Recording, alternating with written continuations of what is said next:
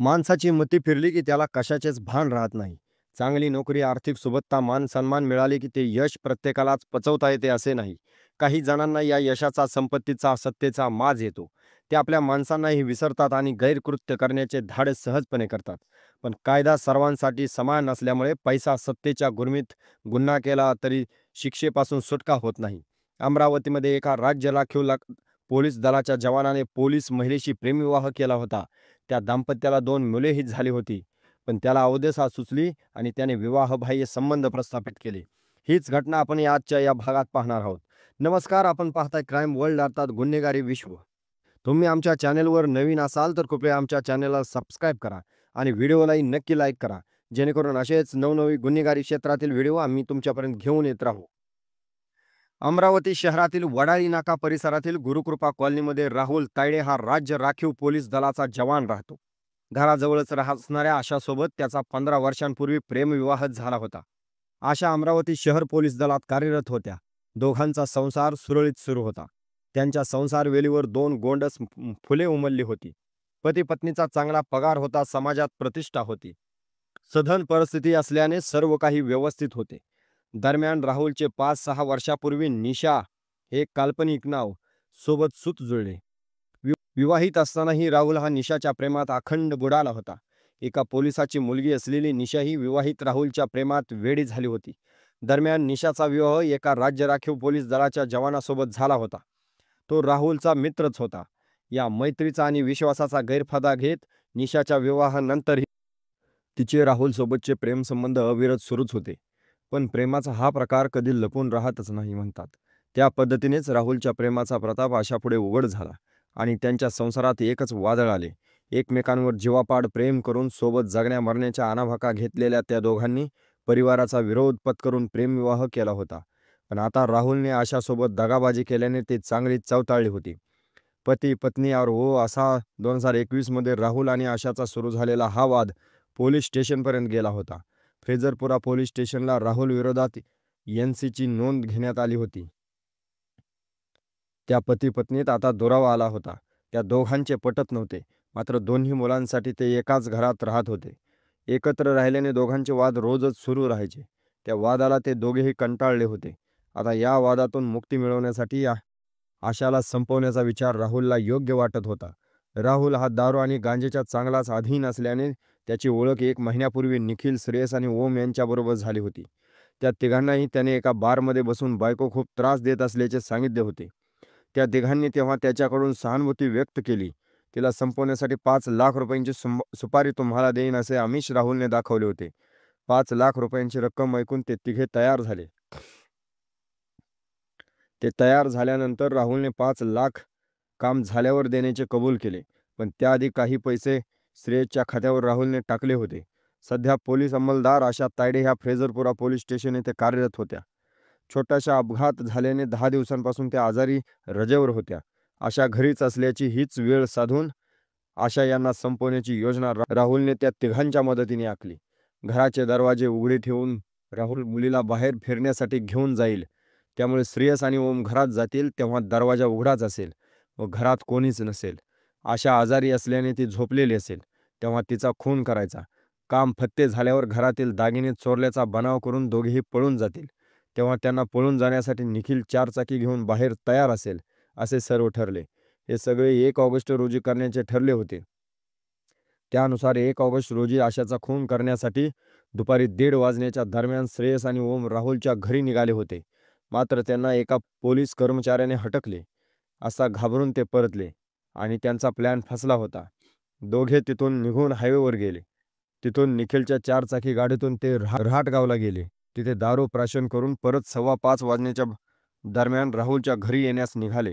राहुल हा श्रेयसच्या संपर्कात होताच. आशा बेडरूममध्ये गाढ झोपली होती. राहुलने कपाटातील काही दागिने पलंगावर काढून ठेवले आणि मुलीला घेऊन फिरण्यासाठी बाहेर गेला. जाताना त्याने घराचे दरवाजे उघडे ठेवले. 5:30 ते 6 वाजण्याच्या सुमारास मुलगा शौर्य शाळेतून घरी येतो हे त्याला माहीत होते. दरम्यान प्लॅननुसार श्रेयस आणि ओम तोंडास रुमाल बांधून राहुलच्या घरात आले. झोपेत असलेल्या आशाचा दोघांनी गळा आवळला. खडबडून जाग आलेली आशा प्रतिकार करू लागली. मात्र मद्यधुंद असलेल्या दोघांच्या ताकदीपुढे तिचा टिकाव लागला नाही. काही वेळातच ती गतप्राण झाली. ते घरातून बाहेर पडत असतानाच 5:30 वाजण्याच्या दरम्यान मुलगा शौर्य घरी आला होता. तेव्हा ते दोघेही घरातून बाहेर निघताना शौर्यने पाहिले होते, पण त्याच्याकडे दुर्लक्ष करून ओम आणि श्रेयस ऑटोने बियाणी चौकात आले. तेथे निखिल 4 चाकी वाहन घेऊन त्यांची वाट पाहत होता. तिघेही त्या वाहनाने शेगावकडे निघाले. शेगाव येथे रात्रभर थांबल्यानंतर दुसऱ्या दिवशी ते अमरावतीला माऊली जहांगीर येथे गेले. तिथे 3 ऑगस्टच्या पहाटे निखिल हा गाडी परत द्यायची आहे म्हणून वाशिम येथे निघून गेला. तिकडे दिनांक 1 ऑगस्ट रोजी सायंकाळी वडाळी नाका परिसरात एकच खळबळ उडाली. गुरुकृपा कॉलनीत राहणारे राज्य राखीव पोलीस दलाचे जवान राहुल तायडे यांचा 14 वर्षीय मुलगा शौर्य शाळेतून घरी आला होता. घरातील मुख्य गेटमधून आत जाताना त्याला घरातून तोंडाला रुमाल बांधून 2 तरुण घाईने निघताना दिसले. त्याचा शौर्यला वेगळा संशय आल्याने तो पळतच घरात गेला. बेडरूममध्ये जाऊन पाहतो तर त्याची आई अशा बेशुद्ध अवस्थेत पडलेली दिसली. आईला आवाज देऊन त्याने उठवण्याचा प्रयत्न केला, मात्र ती उठत नव्हती. हे पाहून शौर्य खूप घाबरला. तो तसाच वरच्या मजल्यावर गेला आणि त्याने भाडेकरूंना आवाज दिला. काही सेकंदात सर्व भाडेकरू खाली आले. आशा तायडे निपचिप पडल्या होत्या. घरातील कपाट अस्ताव्यस्त दिसल्याने शेजारी घाबरले. शौर्यने त्वरित वडील राहुल तायडे आणि जवळच असणाऱ्या मावशीस कॉल करून घडलेला प्रकार सांगितला. 2 मिनिटात राहुल घरी पोहोचला. काही वेळात शौर्यची मावशी आणि आजी या दोघीही पोहोचल्या. राहुल उपस्थितांना घरात दरोडा पडल्याचे आणि दरोडेखोरांनी आशा यांना बेशुद्ध केल्याचे सांगत होता. काही वेळात राहुलने आशा यांना उपचारासाठी सिव्हिल हॉस्पिटलमध्ये दाखल केले.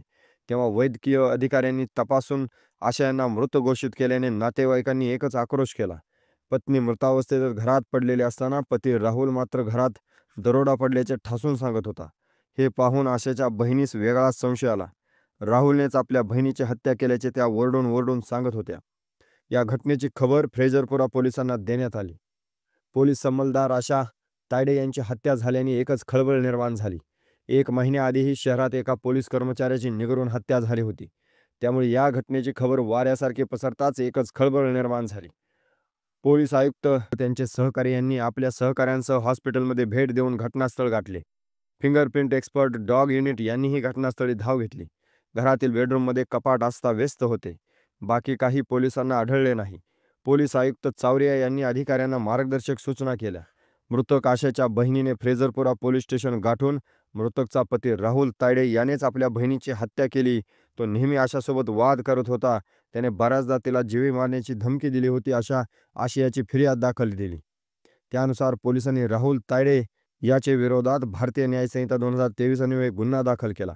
तसेच पहाटे 4 वाजता संशयित आरोपी राहुल तायडे यास ताब्यात घेण्यात आले. पोलिसांनी विविध पद्धतीचा अवलंब करत त्यांना बोलते करण्याचा प्रयत्न केला, मात्र तो ताकास तूर लागू देत नव्हता. अखेर पोलिसांनी खास मेनूचा आस्वाद राहुलला चाखायला दिल्यावर मात्र त्याने शरणागती पत्करली. तो पटापट बोलू लागला आणि आपणच तिघांना सुपारी देऊन पत्नी आशाची घरगुती वादातून हत्या केल्याचे त्याने कबूल केले. तसेच सुपारी किलर निखिल टिकले, श्रेयस महल्ले, ओम शेकार यांची नावे सांगितली. वेळात पोलिसांना गोपनीय माहिती मिळाली की उपरोक्त 3ही आरोपी शेगाव येथे आहेत. पोलीस आरोपीच्या मागावर असतानाच आरोपी परत अमरावती असल्याचे समजले. क्राईम ब्रँच युनिटने 2ने तपासासाठी चक्रे वेगाने फिरवत एका पथकाने दिनांक 4 ऑगस्ट रोजी आरोपी श्रेयस आणि ओम यांना माऊली जहांगीर येथून तर दुसऱ्या पथकाने निखिल टिकले याला मोठ्या शिताफीने मानगुट पकडण्यात यश मिळवले. घटनास्थळी कोणताही पुरावा नसताना अमरावती पोलिसांनी पोलीस कर्मचारी महिलेच्या खुनाचा उलगडा करून 4ही आरोपींना तातडीने अटक करून कानून के हात बहुत लंबे होते हे परत एकदा सिद्ध करून दाखवले.